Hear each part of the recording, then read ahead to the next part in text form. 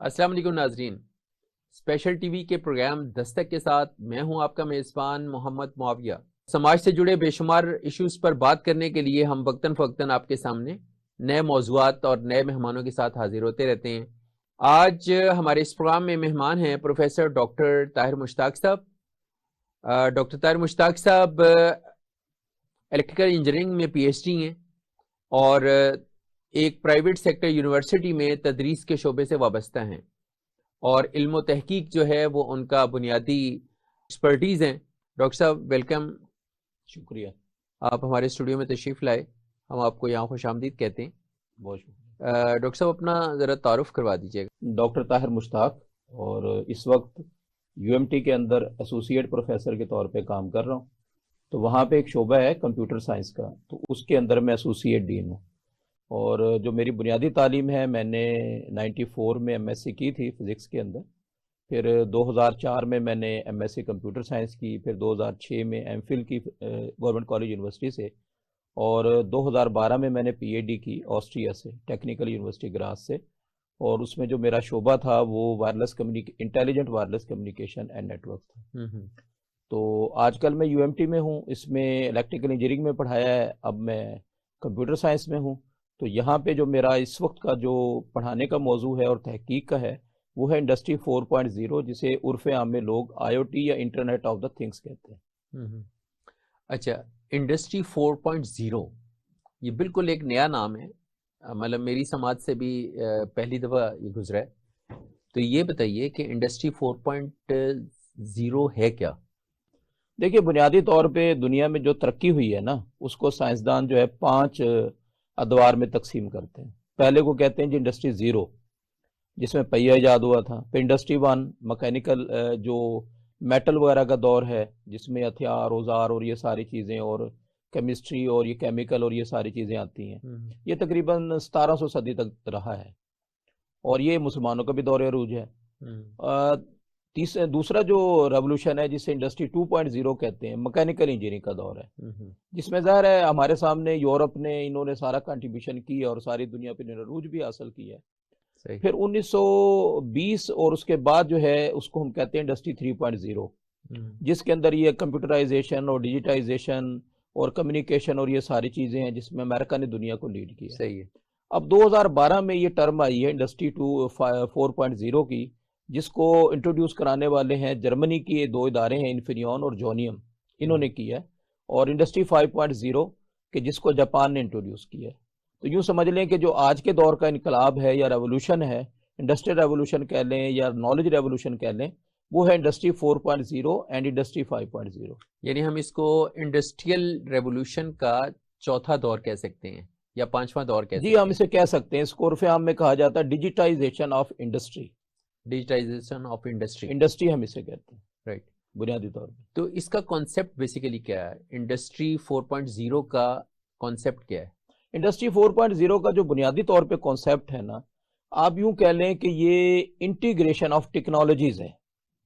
یعنی اس میں electrical engineering کے جو شعبہ جات ہیں، جیسے پاور، ایمبیڈڈ، وائرلیس نیٹورکس، اور کمپیوٹر سائنس کے شعبے جو ہیں، مثال کے طور پہ پروگرامنگ ہے، کلاؤڈ کمپیوٹنگ ہے، آرٹیفیشل انٹیلیجنس ہے، مشین لرننگ ہے، اسی طریقے سے جو آپ کا ڈیٹا انالیسس ہے، یہ ساری کی ساری چیزیں مل کر جو ہے یہ انڈسٹری 4.0 کی کسی اپلیکیشن کو بناتے ہیں۔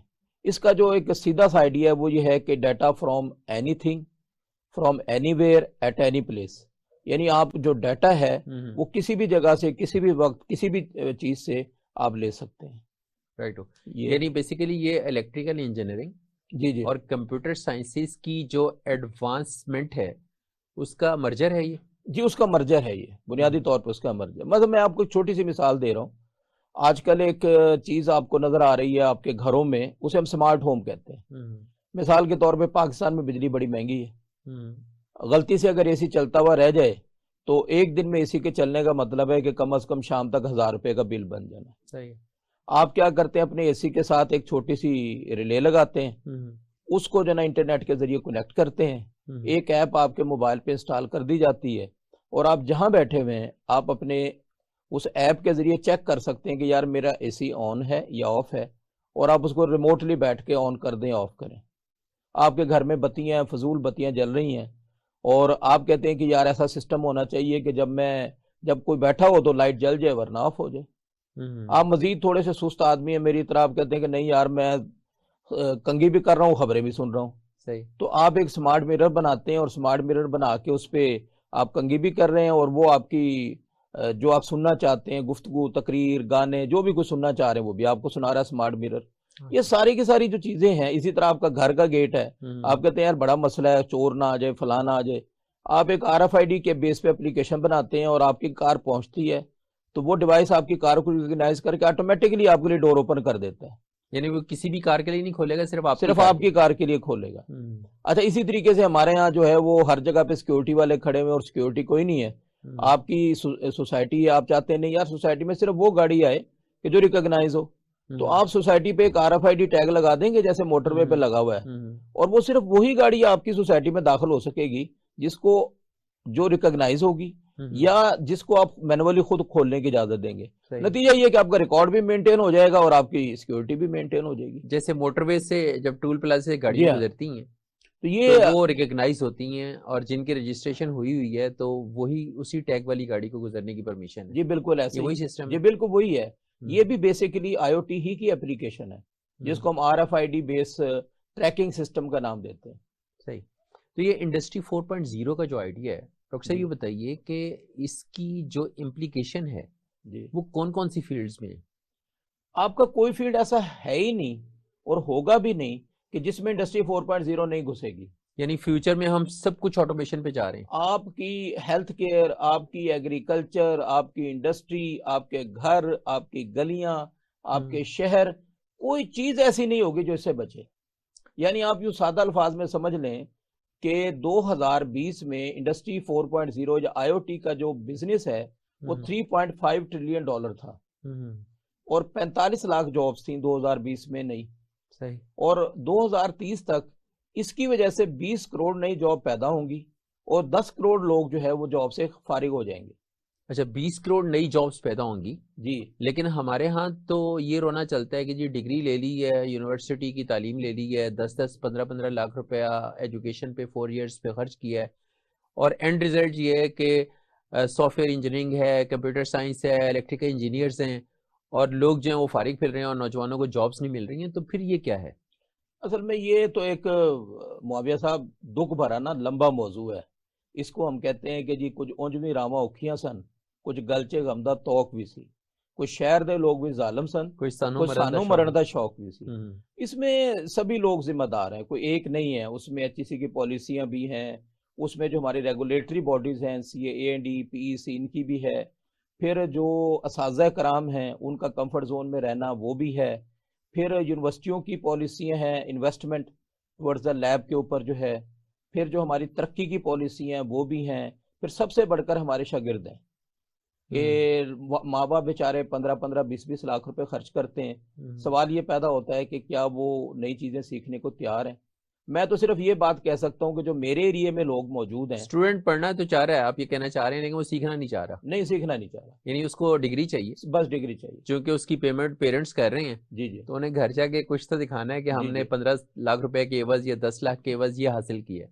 معاویہ صاحب دیکھیے صورتحال یہ ہے کہ ہم روزانہ سافٹ ویئر انڈسٹری کے لوگوں سے ملتے ہیں, ہم دوسری انڈسٹری کے لوگوں سے ملتے ہیں.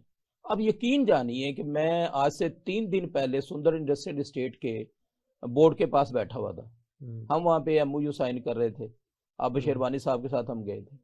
تو جو وہ سندر انڈسٹریل اسٹیٹ کا پریزیڈنٹ تھا اس نے کہا یار مجھے تو ڈرائیور نہیں ملتا کام کا. ہم نے کہا سر کیا مطلب؟ کہتا ہے یار لوگوں کو ٹیکنیکل سکل تو ہے لیکن جو ورکنگ ایٹیچیوڈ ہے وہ نہیں ہے. وہ جو بیسک ایتھکس ہیں کہ جی وقت کی پابندی, ڈیوٹی فل ہونا, ایماندار ہونا, یہ ساری چیزیں جو ہے, اچھا پھر سب سے بڑھ کر یہ ہے کہ سکل نہیں. اب آپ اندازہ کریں کہ اس وقت سافٹ ویئر انڈسٹری کی میں بات کروں پاکستان میں تو 2 لاکھ بندوں کی ضرورت ہے. صحیح. اور ٹوٹل جو ڈگری یافتہ ہم پیدا کر رہے ہیں سالانہ وہ 35,000 بندہ ہے. اچھا لیکن 35,000 ڈگری ہولڈرز بھی کہتے ہیں, اگر 2 لاکھ جابز اویلیبل ہیں والے کتنے لوگ ہیں, تو 35,000 لوگ بھی کہتے ہیں ہمیں تو جاب نہیں ملتی. سکل والے لوگ کتنے ہیں؟ سکل والے لوگ جو ہیں وہ زیادہ سے زیادہ بھی اگر میں بہت زیادہ ایگزریٹ کر دوں تو وہ سالانہ 4000 ہیں. یعنی 4000 وہ لوگ وہ ہیں جنہوں نے ڈگری لی اور ساتھ کچھ سیکھا بھی. یعنی وہ اپنے نالج کو بتا سکتے ہیں کہ ہم نے کیا سیکھا ہے. جی ہاں. اور ان کی رزلٹ یہ ہے کہ ان میں سے جن لوگوں کو بہتر طور پہ کام آتا ہے، آپ حیران ہوں گے یہ بات سن کے کہ ہمارے ہی اسٹوڈنٹس سٹارٹ میں 2.5 لاکھ سیلریاں لے رہے ہیں، ڈالروں کے اندر لوگ پیمنٹ لے رہے ہیں. یعنی اتنا زیادہ جن کو کام آتا ہے ان پہ پریشر ہے کہ وہ کہتے ہیں کہ جی ہم آپ کے آفس میں آ کے کام نہیں کر سکتے، ہم ورک فرام ہوم کریں گے کیونکہ 6 گھنٹے ہم نے فلاں کمپنی کو دیے، 4 گھنٹے فلاں کو دیے، آپ کے لیے ہمارے پاس صرف 2 گھنٹے. یعنی آپ یقین کر سکتے ہیں کہ ایک 22 سال کا نوجوان جو ہے وہ پاکستان میں بیٹھ کے $4000 $5000 $6000 بھی کما رہا ہے. یہ جو آپ نے بات کی کہ اسٹوڈنٹ جو ہے ورک فرام ہوم بھی کر سکتا ہے، جابس اتنی زیادہ ہیں، لوگ ملتے نہیں ہیں، تو ہم اپنے طالب علم کو یہ کب ریئلائز کروا سکیں گے کہ تم یونیورسٹی پڑھنے کے لیے نہیں گئے، تم نے وہ سکل سیکھنی ہے جو پریکٹیکل لائف میں جن کی بنیاد پہ تم نے سروائیو کرنا ہے. تو اسٹوڈنٹ کو کب یہ احساس ہوگا؟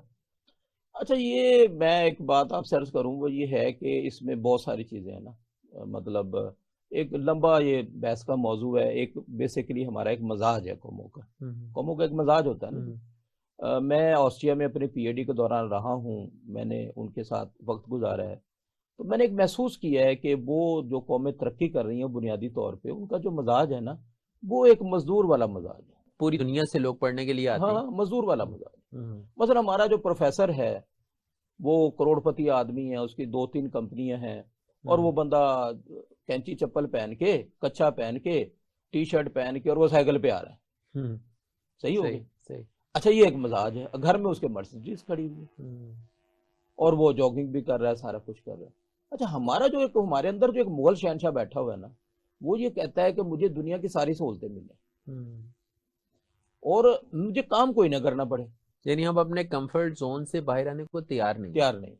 اور پھر ہم روتے ہیں، پوری قوم روتی ہے، حکومت روتی ہے، سیاستدان روتا ہے، طالب علم روتا ہے، اور ہر ایک جو روتا ہے وہ یہ نہیں کہتا کہ میرے سے غلطی ہوئی، وہ کہتا نہیں میرے ساتھ یہ زیادتی ہوئی ہے.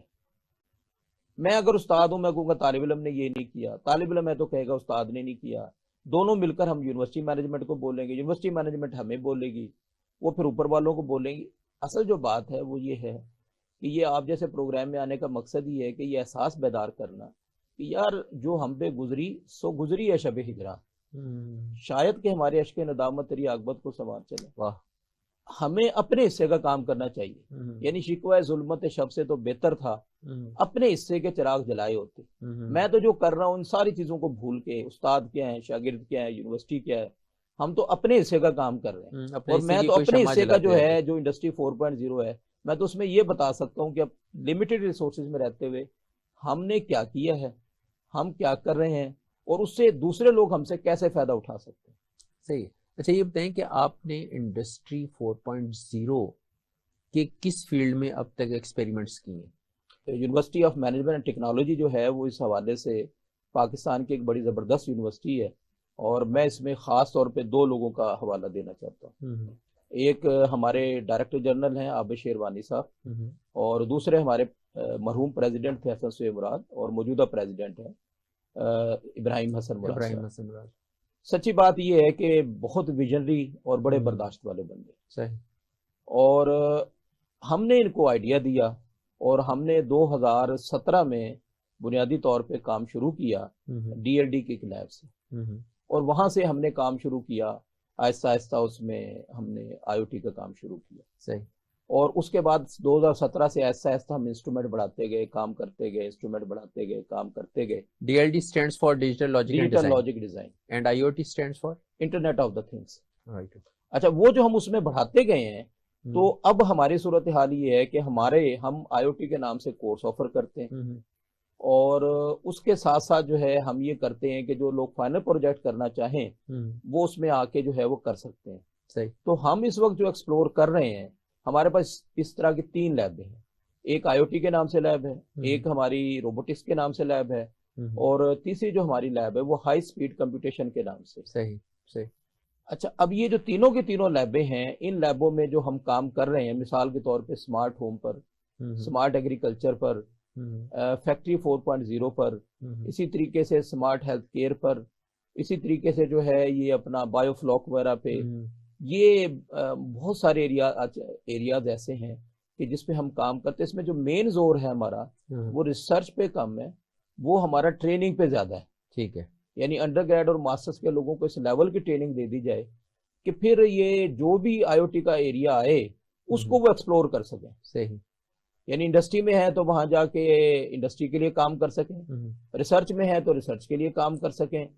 اور اس میں جو ہم نے کوشش کی ہے وہ یہ ہے کہ ہمارے پاس جو انسٹرومنٹ ہے، ہمارے پاس جو موضوعات ہیں، ہمارے پاس جو کام ہے، وہ ایگزیکٹلی وہی ہے جو بیسٹ جرمن یونیورسٹیوں کے اندر اس وقت کام ہو رہا ہے. جی ناظرین، یہاں ہم لیتے ہیں ایک چھوٹی سی بریک، اور بریک کے بعد آپ کے پاس دوبارہ حاضر ہوتے ہیں. ہمارے ساتھ رہیے.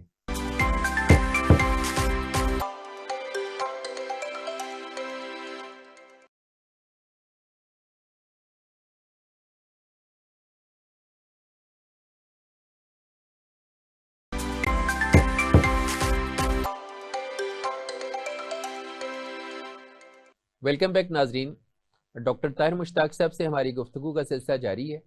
ڈاکٹر صاحب سے ہم مزید کچھ سوالات کرتے ہیں، اور اپنے ناظرین اور اسٹوڈنٹس اور والدین کے لیے ہم کچھ آگاہی مزید چاہیں گے.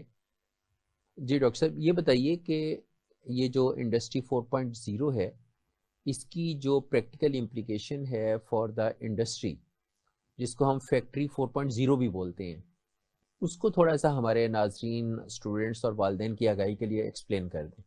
جی ہاں، یہ میں آپ کو ایکسپلین کرتا ہوں. وقفے سے پہلے آپ نے ایک سوال پوچھا تھا کہ ہمارے طالب علموں کو کیسے پتہ چل سکتا ہے. تو میں تو اس حوالے سے یہی کہوں گا کہ آپ جیسے دوست جو میڈیا میں بیٹھے ہوئے ہیں وہ لوگوں کو بتا سکتے ہیں کہ یہ کام ہو رہا ہے اور یہ ہم کر رہے ہیں. نمبر 1. نمبر 2، میں نے ایک کوشش کی تھی، اگرچہ وہ بڑی آدھی ادھوری سی کوشش ہے.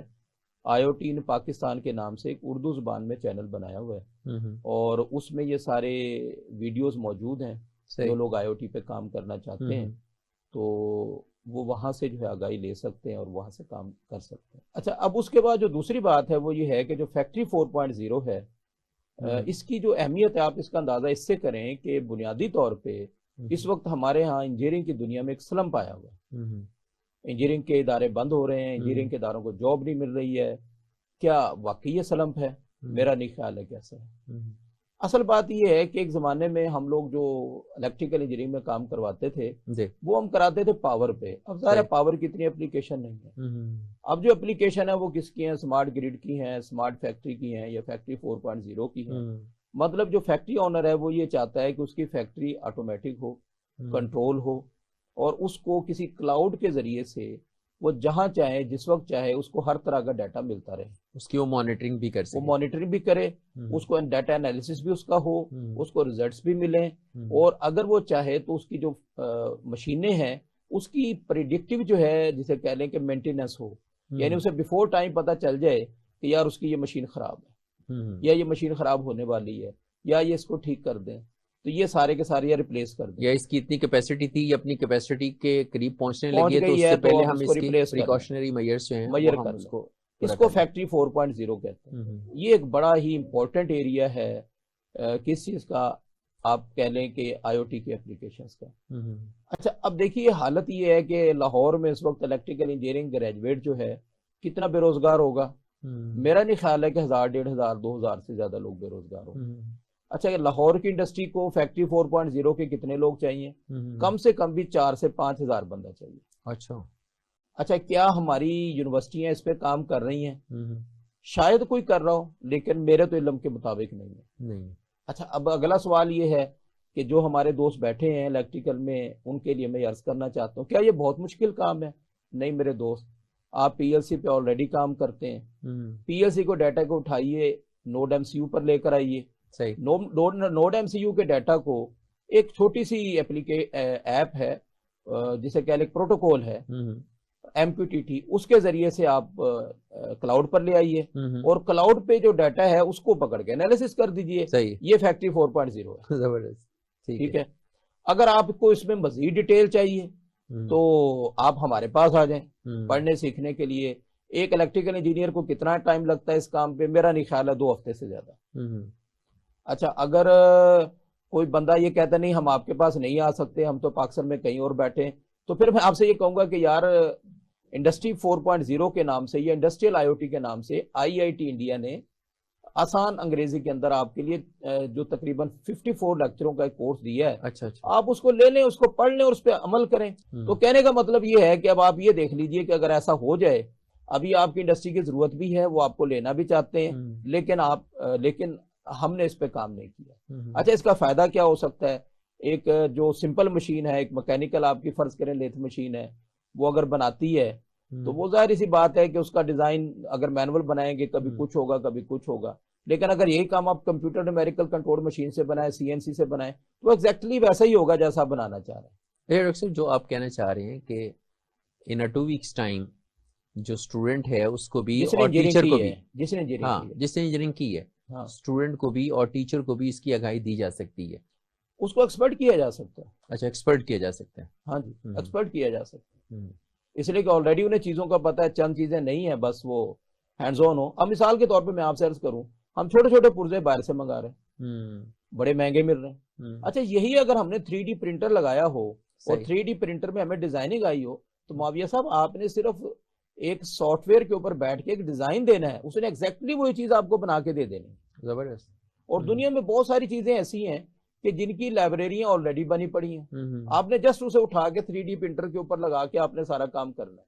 صحیح. اب یہ آپ کی اپنی یونیورسٹیوں کی یا ادارے کے اپنے اوپر ہے کہ یار آپ نے کون سا 3D پرنٹر لینا ہے, سمپل لینا ہے, ریزر بیڈ والا لینا ہے, آپ نے پلاسٹک کا میٹیریل بنانا ہے, آپ نے میٹل کا بنانا ہے, کیا کرنا ہے. لیکن ڈاکٹر صاحب جو آپ کی گفتگو سے مجھے جو پرابلم فیل ہو رہا ہے, وہ پرابلم یہ ہے کہ ہم نے جو ایک theoretical course out line design کر دی ہے, لگتا ہی ہے کہ یونیورسٹیاں صرف اسی کو فالو کر رہی ہیں اور پریکٹیکلی ہم اپنے ذہن کے گھوڑے کسی اور جانب دوڑانے کو تیار نہیں ہیں, تاکہ کچھ ہم نیا سوچیں اور اپنی اس سوچ کے ذریعے سے ہم محدود وقت کے اندر وہ سب کچھ پروڈیوس کرنے کے قابل ہو جائیں جس کام کے لیے ہم اسٹوڈنٹس کو تیار کرتے ہیں, لیکن ان کو سکھائے بغیر فیلڈ میں اتار دیتے ہیں.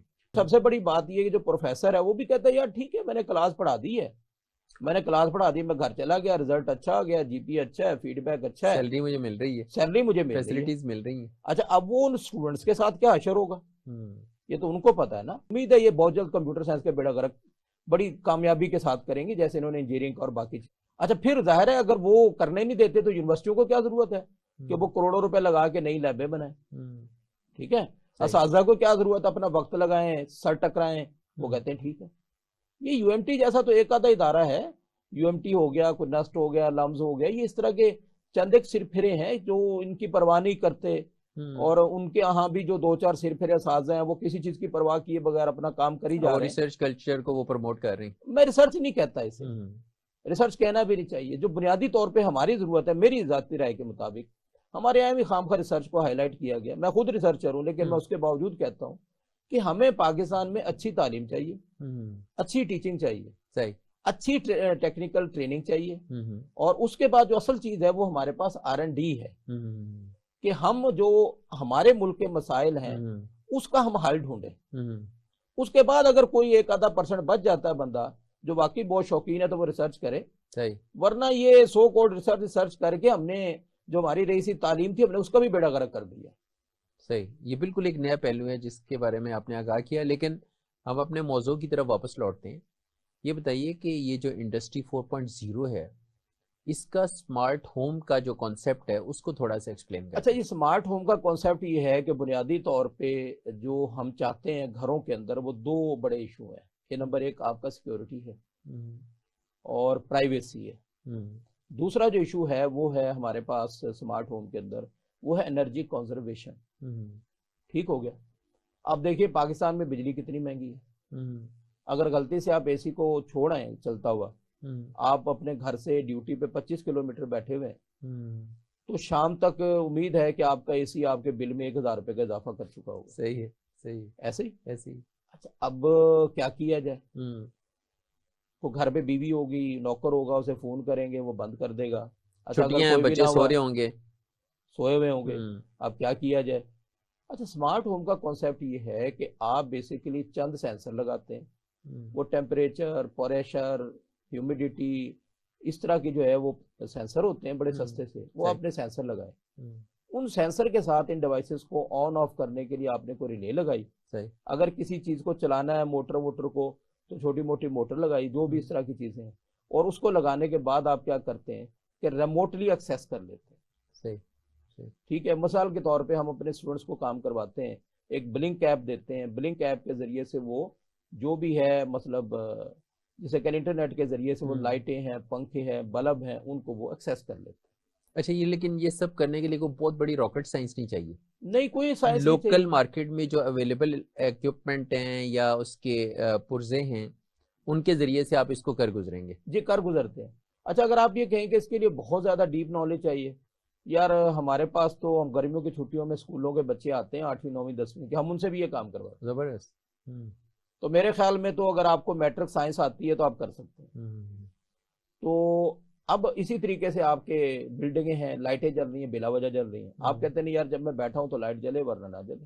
آپ نے جو بھی کہا کہ اس کو آپ اسکول کے بچوں کو بھی کرواتے ہیں, اس کا مطلب ہے کہ اس کے لیے کوئی بہت ہیوی ڈگریز ہونا لازم نہیں ہے, ٹیکنالوجی کا کوئی بہت زیادہ علم لازم نہیں ہے. نہیں, بیسک جو سائنس پڑھنے والا اسٹوڈنٹ ہے وہ کر سکتا ہے. اگر اس کو بھی 2-3 ہفتے کی ٹریننگ یا 2-3 ماہ کی ٹریننگ دے دی ہے تو وہ اس قابل ہو جائے گا کہ وہ کر لے. اچھا, اسی طرح آپ کے گھر کی لائٹیں ہیں, لان کی لائٹیں ہیں. اچھا, آپ کے ہاں کیا ہوتا ہے کہ دن کے اندر گلیوں میں لائٹیں جل رہی ہیں, رات کو بجھی ہوئی ہیں, آپ نے چھوٹا سا ایک ڈیوائس لگانا ہے, ایک ریلے لگانی ہے, چھوٹا سا کوئی LDR لگانا ہے, اور جب روشنی ہوگی تو لائٹ جل جائے گی ورنہ بجھ جائے گی. ہوم گارڈننگ بھی اسی سے مینیج ہو جائے گی؟ اسی سے ہو جاتی ہے. پودوں کو کب پانی لگانا ہے, کب یہ سارا کچھ اس سے کنٹرول ہو جاتا ہے. سینسر آپ نے لگانا ہے, مثلا آپ اگر پانی کا کرنا چاہتے ہیں تو آپ ایک موئسچر سینسر لگا دیں, جب موئسچر کم ہو جائے تو آپ کی موٹر چل جائے, جب موئسچر زیادہ ہو تو وہ بند رہے. That's really great. یہ سارا کا سارا کام سمارٹ ہوم کے اندر آتا ہے. ٹھیک ہے, اور اس میں سیکیورٹی کا جو اسپیکٹ ہے اس کو ذرا. سیکیورٹی کے اسپیکٹ میں یہ ہے, مثال کے طور پہ آپ یہ چاہتے ہیں کہ آپ کا جو گھر ہے وہ صرف ان لوگوں کے لیے کھلے کہ جو آپ کے گھر کے بندے ہیں, تو آپ ایک چھوٹا سا RFID کا ڈیوائس لگائیں. ٹھیک ہے, آپ کے گھر کے بندے آئیں گے, گیٹ پہ وہ کارڈ کو سویپ کریں گے, ان کے لیے گیٹ کھل جائے گا جن کے پاس کارڈ ہوگا. جن کے پاس کارڈ نہیں ہوگا ان کے لیے گیٹ نہیں کھلے گا. آپ کی گاڑی کے اوپر جیسے موٹر وے پہ ایک ٹیگ لگتا ہے, اس طرح کا ٹیگ آپ کی گاڑی پہ لگا دیتے ہیں, کہ RFID لگا دیتے ہیں. آپ جائیں گے تو وہ آپ کا دروازہ آپ کی گاڑی کو ریکگنائز کر کے کھل جائے گا, آپ گاڑی اندر لے جائیں, اور کوئی بندہ جو ہے اس کے لیے دروازہ نہیں کھلے گا. اچھا, یہ RFID جو ہے یہ تھم سکین ہوگی, آئی سکین ہوگی, فیس سکین ہوگا؟ نہیں, یہ کچھ بھی نہیں ہوگا, کارڈ ہوگا بس آپ کے پاس. اچھا, کارڈ ہوگا. کارڈ ہوگا, جیسے موٹر وے والے ٹیگ لگاتے ہیں, اس کو ٹیگ کہتے ہیں, ٹیگ ہوگا بس. رائٹ, وہ ٹیگ جو ہے اس کے ذریعے ریکگنائز ہو جائے گی, آپ کی گاڑی بھی ہو جائے گی, آپ بھی ہو جائیں گے. ٹھیک ہے, جیسے یہ ٹینڈر سسٹم آج کل دفتروں میں ہوتا ہے, وہ RFID ہے. صحیح, ریڈیو فریکوینسی آئیڈینٹیفیکیشن کارڈ. ٹھیک ہے, یہ جو آپ بڑے بڑے اسٹوروں میں جاتے ہیں تو وہ آپ اگر کپڑے لے کے باہر جانا شروع ہو جائیں تو وہ الارم بج جاتا ہے, وہ بھی RFID ہوتا ہے. یعنی گیٹ کو اب لاک کرنے کی ضرورت نہیں ہے, گیٹ آپ کا کھلا ہوا ہے, لیکن وہ سینسر سے کھلے گا, اور وہ آپ کی گاڑی کو جب سکین کرے گا تو وہ اسی گھر کی گاڑی آئی ہے اور فلاں نمبر کی گاڑی آئی ہے, ہاں جی, تو تب وہ کھول دے گا. RFID ٹیگ کے ذریعے کھولے گا. اب آپ یہ اندازہ کریں کہ RFID ٹیگ پہ جو ہے اس میں بہت سارا کچھ ہے. مثال کے طور پہ ایک کام آج کل ہم کر رہے ہیں وہ اینیمل ٹریکنگ پہ ہے. اب اینیمل ٹریکنگ میں ہمارے یہاں تو خیر اتنی بڑی چراگاہیں نہیں ہوتی پنجاب میں, لیکن آسٹریلیا میں, امریکہ میں لمبی لمبی چراگاہیں ہیں. اب جانور بےچارے نکل جاتے ہیں, شام کو واپس آتے ہیں. اگر جانور کسی کھڈے میں گر جائے تو وہ بیچارہ کیسے بتائے گا کہ جناب میں گر گیا ہوں, میری ٹانگ ٹوٹ گئی ہے. صحیح. لیکن اگر آپ اس کے گلے میں ایک RFID ٹیگ کا ایک ربن باندھ دیں تو وہ کیا کرے گا, جب آپ شام کو دیکھیں گے, چیک کریں گے, آپ کو نظر آئے گا یار میرا فلانا جانور نہیں ہے یہاں پہ موجود. وہ آپ کو لوکیشن بتائے گا, آپ وہاں جائیں, جانور کو نکال کے لے آئیں, بچ جائے گا آپ کا جانور. ٹھیک ہے, تو یہ سارا کا سارا کام کس کا, RFID کا. اچھا, اب یہ جو RFID ہے اس کا دنیا میں بزنس کتنا ہے؟ تقریباً $875 بلین کا لاسٹ ایئر کا بزنس ہے. اچھا, اب اس پہ کام کرنے کے لیے کیا ایک اہم سوال یہ ہوتا ہے نا پاکستان میں, اچھا نئی ٹیکنالوجی پھر تو بڑی مہنگی ہوگی. دیکھیں, میں لوگوں کے تجربے کی بات نہیں بتا رہا, میں اپنی بات بتا رہا ہوں کہ میرے پاس جو RFID کا سب سے مہنگا ڈیوائس ہے نا, وہ $70,000 کا ہے. جی ناظرین, یہاں ہم لیتے ہیں ایک چھوٹی سی بریک, اور بریک کے بعد آپ کے پاس دوبارہ حاضر ہوتے ہیں. ہمارے ساتھ رہیے.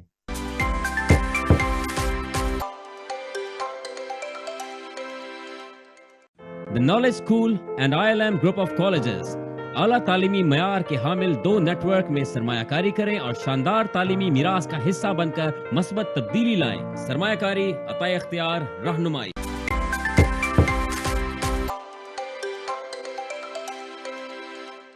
ویلکم بیک ناظرین۔ انڈسٹری 4.0 کے حوالے سے، یعنی انڈسٹری کے چوتھے ریولوشنری دور کے حوالے سے پروفیسر ڈاکٹر طاہر مشتاق صاحب سے ہم گفتگو کا سلسلہ وہیں سے آگے بڑھاتے ہیں۔ جی ڈاکٹر صاحب، یہ بتائیے کہ اسمارٹ ہومز کا جو کنسیپٹ آپ نے دی ہے، جس میں سبھی کچھ آٹومیشن پہ چلا جائے گا، ہر چیز اسکین ہو رہی ہوگی، ٹھیک ہے، سبھی کچھ کہیں نہ کہیں ڈیٹا کلاؤڈ پہ جا کے وہ ریکارڈ ہو رہا ہے، تو کیا اس سے ہماری اپنی پرائیویسی متاثر نہیں ہو رہی؟ کہ پہلی بات تو ان پرنسپل آپ ذہن نشین کر لیں کہ ظاہر ہے کہ جو بھی نئی تبدیلی آتی ہے اس کے ساتھ نئے مسائل بھی آتے ہیں۔ دوسری بات یہ ہے کہ اگر آپ یہ سمجھ رہے ہیں کہ آپ کا ڈیٹا آٹومیٹکلی ریکارڈ ہو رہا ہے تو ایسا کچھ نہیں ہو رہا، ایسا کچھ نہیں ہو رہا۔ دیکھیے، آپ اگر ریکارڈ رکھنا چاہتے ہیں تو آپ ریکارڈ رکھیں گے، ورنہ کوئی زبردستی آپ کو ریکارڈ نہیں کر رہا۔ یہ بیسیکلی آپ کا اپنا پرائیویٹ نیٹ ورک ہے سارا کچھ۔ یہ سارا جو کام ہم کر رہے ہیں ہم ISM بینڈ پہ کر رہے ہیں، انڈسٹریل سائنٹیفک میڈیکل بینڈ پہ، اور یہ آپ کے اپنے ڈیوائسز ہیں، یہ آپ کا ایک اپنا پرائیویٹ نیٹ ورک ہے، جو بھی کچھ کر رہے ہیں آپ کا اپنا پرائیویٹ ہے۔ صحیح۔ اگر آپ اس کی ایکسیس چاہتے ہیں تو آپ اپنے ڈیٹا کو کلاؤڈ پر لے کر آئیں گے کسی بلنک ایپ کے ذریعے، اور اگر آپ نہیں چاہتے ہیں تو آپ نہیں لے کر آئیں گے۔ صحیح۔ اچھا، دوسری بات یہ ہے کہ آپ نے اگر فرض کیا کلاؤڈ پہ ڈیٹا لائے تو کیا کلاؤڈ پہ ڈیٹا لازمی ریکارڈ ہوگا؟ او نہیں بھائی، کلاؤڈ پہ ڈیٹا ریکارڈنگ تو بڑی کاسٹلی ہے۔ اگر آپ کلاؤڈ کی ایک ایپ لے رہے ہیں، پرائیویٹ لے رہے ہیں، تو یہ ایپ آپ کو ریکارڈنگ کی سہولت نہیں دے رہی۔ صحیح۔ یہ ایپ تو جسٹ آپ کو ایکسیس دے رہی ہے، اور وہ جو آپ اگر ریکارڈ کرنا چاہیں گے تو آپ کو کسی ایزور کو ان کو پیسے دینے پڑیں گے۔ صحیح۔ اس لیے آپ بے فکر ہو جائیں کہ جی کوئی امیزون یا کوئی اور آپ کا زبردستی آپ کے ڈیٹا کو ریکارڈ کرے گا، کوئی نہیں کرے گا، بہت کاسٹلی ہے وہ۔ اور دوسری بات یہ ہے کہ اگر آپ ریکارڈ رکھنا چاہیں گے، آپ کو کمرشل اینٹی ہے تو آپ اس کو پے کریں گے۔ پھر اس کا ایک اور مسئلہ ہے، اگر فرض کیا آپ بہت زیادہ ٹچی ہیں کہ یار یہ میرا ڈیٹا تو سیو ہونا چاہیے، تو سر آپ ایک ہوتا ہے پبلک کلاؤڈ، جیسے ازور ہے، جیسے گوگل کا کلاؤڈ ہے، جیسے مائکروسافٹ کا ہے۔ دوسرا جو طریقہ ہے، آپ اپنا پرائیویٹ کلاؤڈ بنا لیں۔ آپ اپنا پرائیویٹ کلاؤڈ بنائیں، ایک چھوٹا سا ڈیوائس ہے راسبیری پائی، اس پر اپنا ایک پرائیویٹ کلاؤڈ بنائیں اور اس کو یوز کر لیں۔ باقی جو رہ گئے سیکیورٹی کے ایشوز، یہ ہیں ہمارے یہاں تو ابھی تک شروع نہیں ہوئے۔ اچھا، ایگریکلچر میں انڈسٹری 4.0 کا جو آئیڈیا ہے، اس میں آپ نے اب تک کیا ایکسپیریمنٹس کی، اور اس کا سکوپ کیا ہے، اور اس سے زراعت کو کیا فائدے ہو سکتے ہیں؟ اچھا سر، ایگریکلچر کے حوالے سے میں ایک بات عرض کرنا چاہتا ہوں کہ بنیادی طور پہ میرا تعلق گاؤں سے ہے اور میں کسان کا بیٹا ہوں، تو ظاہر ہے زراعت سے جو محبت ہے وہ ہماری گٹی میں پڑ۔ ایک بہت بڑا مسئلہ جو اس وقت ایگریکلچر میں ہمارے سامنے ہے وہ یہ ہے کہ ہماری زمینوں کی ییلڈ کم ہو رہی ہے، نمبر 1۔ نمبر 2 جو بات ہے، ہمارے کسان کو ملتا کچھ نہیں۔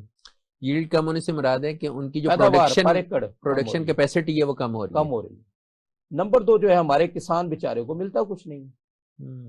اچھا، جو میرے آپ جیسے یوزر شہر میں بیٹھا ہوا ہے، ہم انتہائی مہنگی چیزیں خرید رہے ہیں، یعنی آپ اندازہ کریں نا کہ 2200 روپے من گندم تھی میکسیمم ریٹ پچھلے سال جب گندم آئی ہے۔ صحیح ہے۔ اس وقت 4250 روپے من ہو گئی ہے۔ ٹھیک ہے، اب کیا وجہ ہے، میں اس کی سیاسی بحث میں نہیں جا رہا۔ میں جو آپ سے عرض کر رہا ہوں وہ یہ ہے کہ میرے کسان کی ییلڈ کیوں کم ہو رہی ہے، میری زراعت کے اس وقت مسائل کیا ہیں۔ ہم جو بھی مسائل ہیں ان کی وجہ سے ہم پانی کی کمی کا شکار ہیں۔ ہمارے بہت سارے علاقے ایسے ہیں، کروڑوں ایکڑ زمین ایسی ہے جس کی مٹی ٹھیک ہے، مثال کے طور پہ بالکسر سے شروع ہو جائیں، میاں والی، بکھر، ڈیرہ اسماعیل خان، ٹانک، بنو، ادھر آپ چلے جائیں بلوچستان کے علاقے میں، کہ زمینیں قابل کاشت ہیں لیکن پانی نہیں ہے مناسب مقدار میں، یا زمینیں اونچی نیچی۔ ٹھیک ہو گیا۔ اچھا، اب ظاہر ہے یہ کاشت نہیں ہو رہی، چھوٹی موٹی کوئی غلہ بانی کے علاوہ یا چھوٹی موٹی کوئی برانی کاشتکاری کے علاوہ کوئی خاص کام نہیں ہو رہا۔ یہ آپ کا فیوچر کا فوڈ باسکٹ ہے۔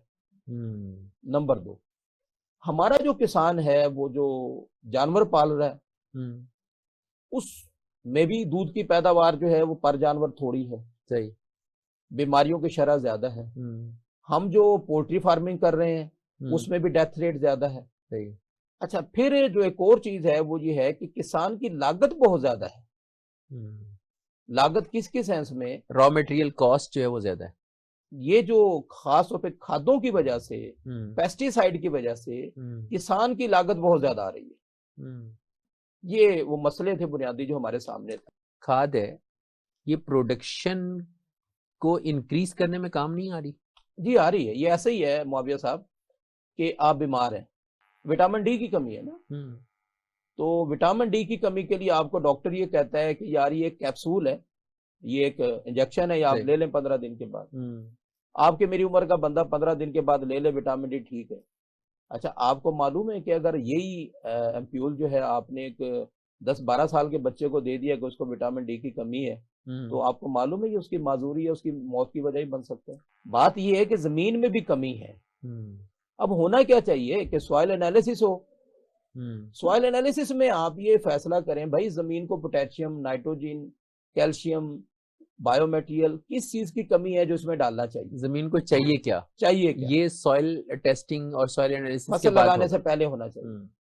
اب ہو کیا رہا ہے کہ سوائل انالیسس ہو نہیں رہا، یا اگر کسی ایگریکلچر کی لیبارٹری کو آپ دیں جو 6 مہینے لگاتے ہیں، ہزاروں روپے لیتے ہیں جب تک آپ کی فصل تیار ہو جاتی ہے. اب اگر یہ سوائل انالیسس ہو جائے تو سوائل انالیسس کا مطلب یہ ہے کہ کسان کو یہ پتا ہو کہ یار یہ زمین ہے، یہ فصل ہے، مجھے فلانی کھاد اتنی مقدار میں چاہیے. سوائل انالیسس کا سوئفٹ سولوشن کیا ہے؟ یعنی لیبس میں نہ جانا پڑے، 3 مہینے 6 مہینے قطار میں لگ کے انتظار نہ کرنا پڑے. ایسا ہے ابھی یہ کام تجرباتی مراحل میں ہے، اور اگر جو میرے سننے والے دوست ہیں اگر وہ چاہیں تو وہ ہمارے ساتھ ان تمام کاموں میں شریک ہو سکتے ہیں.